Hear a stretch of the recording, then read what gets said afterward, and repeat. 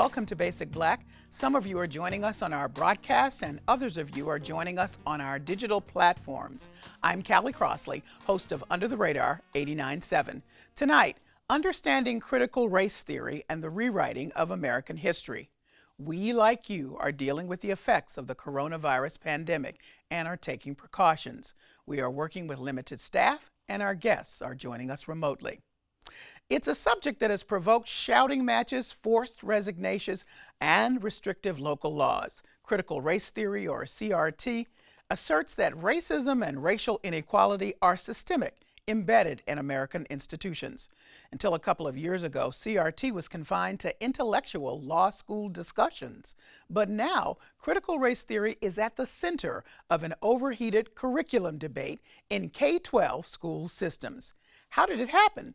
And what does CRT have to do with teaching and learning about racism's role and history in America? Joining us remotely, Renee Graham, Associate Editor and Columnist for the Boston Globe's op-ed page. Dr. Michael Jeffries, Dean of Academic Affairs and Professor of American Studies at Wellesley College. Phillip Martin, Senior Investigative Reporter, GBH News Center for Investigative Reporting. And Deborah D. Douglas, Co-Editor-in-Chief of the Emancipator. Welcome to all of you. Renee, I'm going to start with you. We've said this is not something that's taught in K through 12. However, as you say, the people who seem to not know what it is are making the most noise about critical race theory. What is this about? Well, really, at this point, the term critical race theory has become a catch-all phrase for things that conservatives, white conservatives, don't like. What critical race theory is frankly irrelevant to them.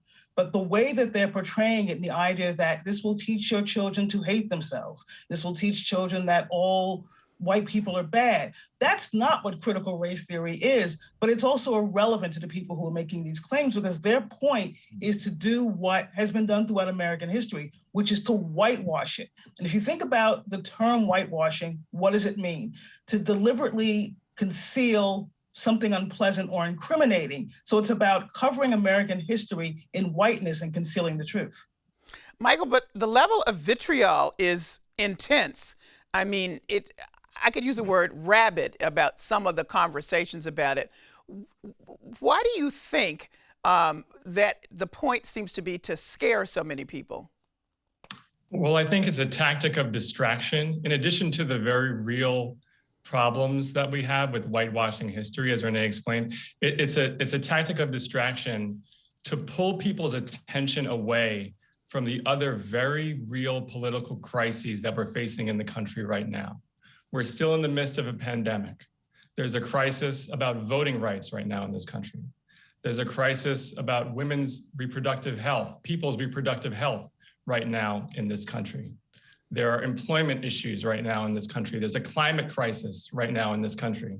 So if I can come up with an issue that's so frightening to people, right, that it will direct their attention away from all the really, truly severe problems that we face, that's a win, right? And I think that's what many of the commentators and politicians are trying to do, redirect their constituents' attention towards something that will scare them so that they can't look in the mirror and look at their party and see all of the culpability around these other crises that we're facing.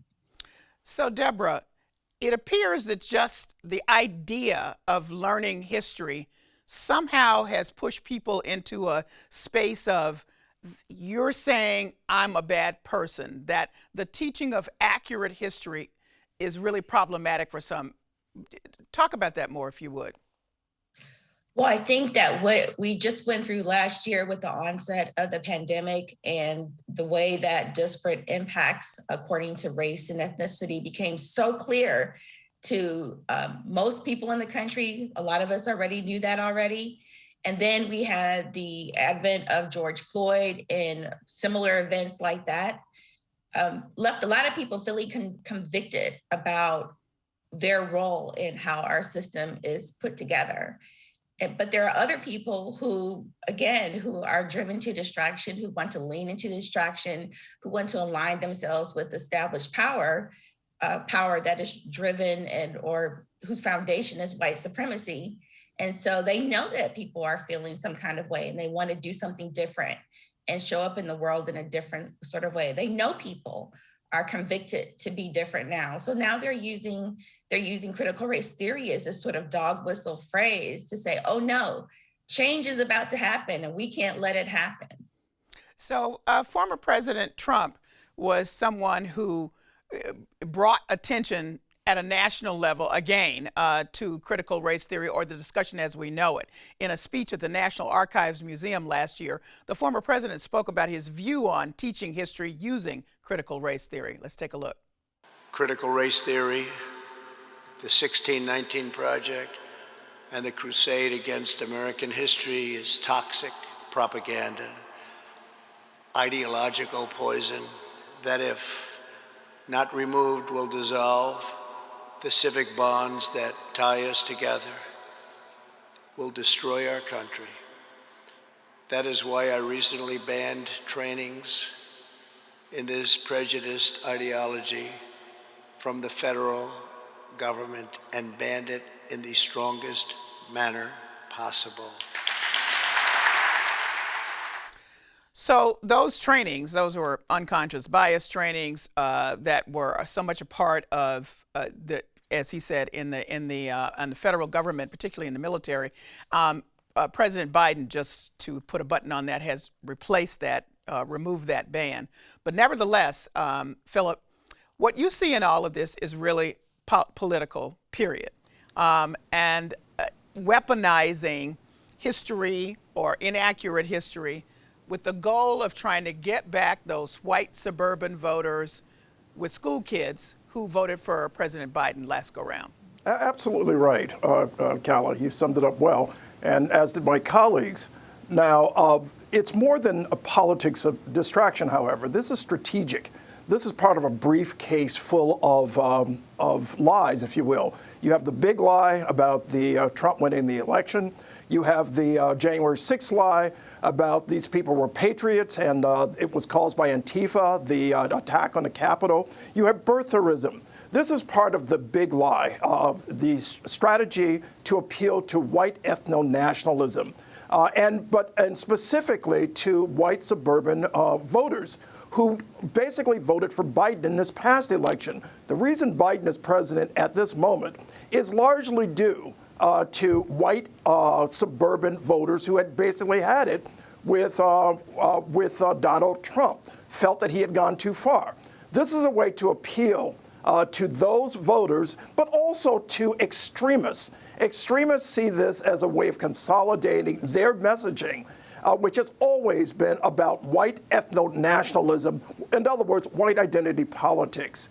And so the attack on critical race theory is hardly surprising.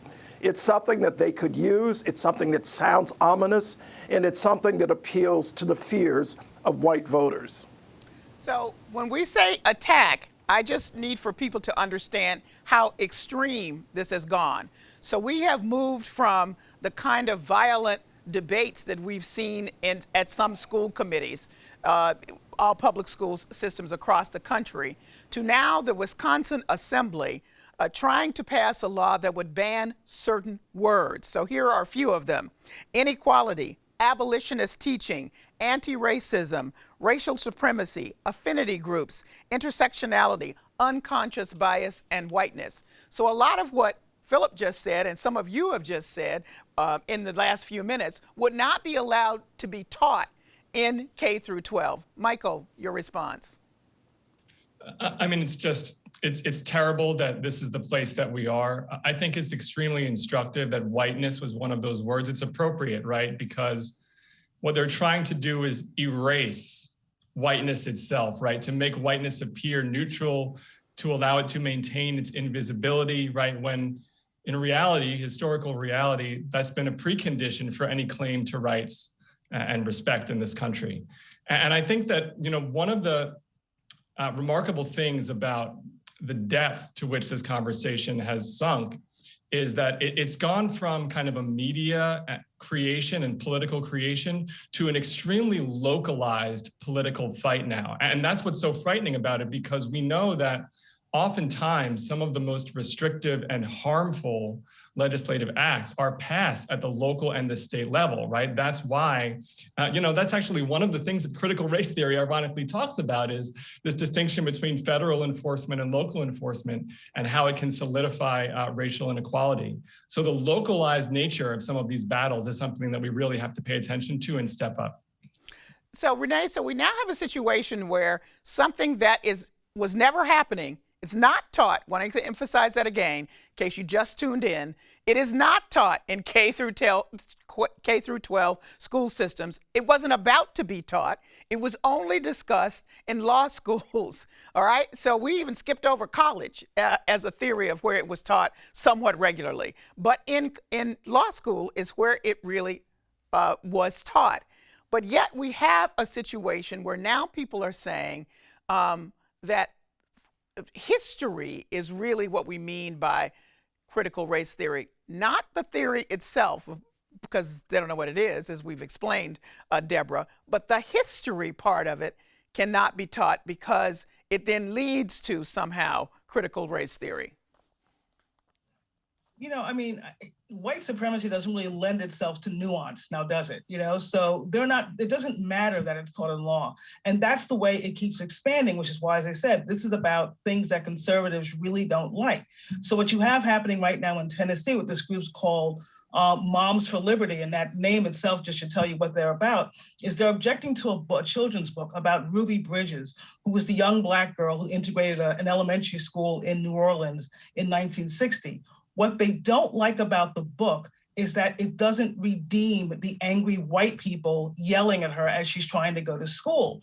It does not redeem them because they're irredeemable, but that's not the point. They want somehow the white people in that story to come out as heroes, or at least, as Michael said, neutral. And that's a problem. What they're doing, again, is they're whitewashing the facts. It's not that they're just attacking sort of critical race theory. They're actually attacking American history the way it exists. And that's what's always happened in this country. They're just doing it in a far more blatant way now than they've done it for the last, 200 years. So, Deborah, what do you do when you have, because all of this is happening, by the way, against the context of most Americans who are fairly ahistorical to begin with? Okay, so that means that most people really don't even know American history or what they believe that they understand about American history. And so now you have people saying, well, this is what we say it is, and by the way, it's wrong, and we should oppose it. I mean, where do you go from there? Because you're in a kind of amorphous live field. I don't know how to get a hold of that. I'm glad that you surfaced ahistoricism, because to me, all of this just comes right out of the Confederate playbook. I spent the past few years covering, the movements against Confederate monuments. And I think that we have never sufficiently tamped down on how a portion of society reveres the Confederacy. They were the traitors, right? And there is no accountability for people who uphold, the Confederacy, uphold that ethos and allow it to bleed over into our language, our narrative, our social norms. I think we need to start holding people accountable to that. You should be ashamed that you believe in those beliefs. But Phillip, here we are a little over a year after where the nation declared a racial reckoning, particularly after the murder of George Floyd. What's happening then is this a pushback against what was beginning to happen in the country, with some people sort of reaching out to try to understand more about racism's role in American history? Well, I'm glad Deborah mentioned the Confederacy. This has a lot to do with it. It's precisely because of that pushback against racism and that attempt at racial reconciliation that you see this reaction. You're always going to see, and often going to see, reactions of this sort. It gets worse by the year, but this is an attempt at mass revisionism for the nation. Confederate soldiers and leaders were not seen in this context as rebels from this point of view, which is criticizing Black history, but they're now seen as heroes. That's why you have laws or attempts at laws in places like Wisconsin and Texas to basically create a situation where you are supposed to deify the leaders of the Confederacy. That is what many of these conservatives are seeking, to deify the worst of American history and to blot out racism as a factor in America's history. It reminds me, Callie, and it should remind many, I know there are many juxtapositions, comparisons that people have made to Germany, but when you think about the Weimar Republic and the notion of extolling the fatherland and to basically make no mention of Germany's atrocities and its behavior that led to the conditions of post-World War I, you see the same type of attempt here. It is, as Renee said, a whitewashing of history, an attempt to present an alternate history. Yet again, another big lie. But this one, with far greater consequences than simply talking about the lie of an election and the lie of birtherism and the lie of January 6th. This is an attempt to basically exculpate the worst of America, its atrocities against Native Americans, slavery, an attempt to rewrite American history. I'm not sure what we're going to do when we get to February, Black History Month. That will be an attempt to rewrite everything that we have been taught and know to be true. So, Michael, is this flat out a pushback against the demographic changes that have been confirmed now by the most recent census reports? I think that's certainly part of it. But quite honestly, I don't believe that demographics alone are driving this story. Even if the demographic story, the demographic issues were different, the quest to retain power, right? The political imperative to retain power would be the same for the people who are at the center of this storm, right? So it's not just about, oh, there's some sort of demographic encroachment or one or two political issues that have sort of all of a sudden brought this to the fore. Is that these folks are desperate, right? Because they're looking around and seeing that the things they believe in just simply aren't true, right? Have been borne out to be false, right? The promise of capitalism as a great equalizer, false, right? The notion that we were in a kind of post-racial society, false. The notion that we could deny climate change, false, right? So they're in a place of desperation. They'll do anything they can to keep the attention and the power that they need to maintain their dominance over society. So it's not just about the demographics or just about Obama or even just about George Floyd in the recent movement, right? It's a symptom, it's a response to the fact that they have nothing else to hold on to. So they have to go to this place of unreality. It's an act of desperation. So starting with you, Deborah, are you angry or sad about this? I'm beyond sad. I'm a word that you can't say on television. Okay. Renee? I'm angry. I'm angry because this has been going on for so long, and now we're just seeing this even greater manifestation of this lie. Phillip? Sad. I think you can probably see from the expression of my face. Hard to be neutral about something so atrocious and such a big lie. And also its impact on history, it makes me very concerned. And Michael? I'm certainly disturbed by all of this. It's also reaffirming for those of us who do the work of teaching the hard history of this country and its role in the world. We need each other, and we need our students.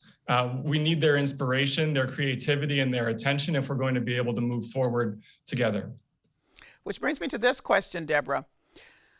I think if you're standing on the outside and you're beginning to believe what some of these people are putting out there about critical race theory and all of the attending issues as we have discussed, maybe you think it's really a problem only for us, for people of color.